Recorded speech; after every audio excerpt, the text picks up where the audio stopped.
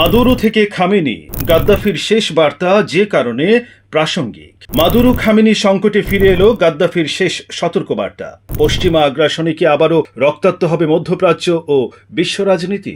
এসে স্বপনের প্রতিবেদনে বিস্তারিত জানাচ্ছি আমি আহসান হাবিব বাপ্পি। ভেনেজুয়েলার পর এবার পশ্চিমা চাপ ও সাম্রাজ্যবাদী হুমকির মুখে ইরান।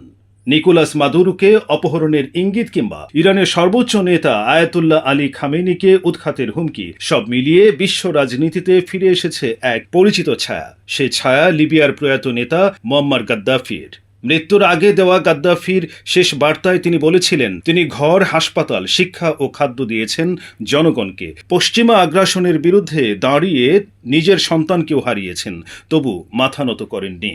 গাদ্দাফির ভাষায়, তথাকথিত গণতন্ত্রের নামে তৃতীয় বিশ্বের দেশগুলোকে ঠেলে দেওয়া হয় এমন এক ব্যবস্থায় যেখানে কর্পোরেশন শাসন করে আর সাধারণ মানুষ পড়ে যায় অনিশ্চয়তায়। আজ ইরানের দিকে তাকালে অনেক বিশ্লেষক বলছেন, ইতিহাস যেন নিজেকে পুনরাবৃত্তি করছে।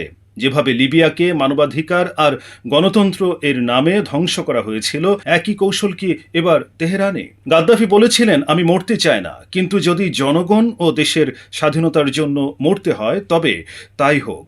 আজ সেই কথাগুলোই নতুন করে প্রাসঙ্গিক হয়ে উঠছে। মাদুরো থেকে খামেনি, সবাই যেন একই সতর্কবার্তার মুখোমুখি। ইতিহাস কি আবারও লেখা হচ্ছে, নাকি ভুল থেকে শিক্ষা নেওয়ার সময় এসেছে? এই প্রশ্নই এখন বিশ্ব রাজনীতির কেন্দ্রবিন্দুতে। আহসান হাবিব বাপ্পি, জাগরণী টিভি, ঢাকা।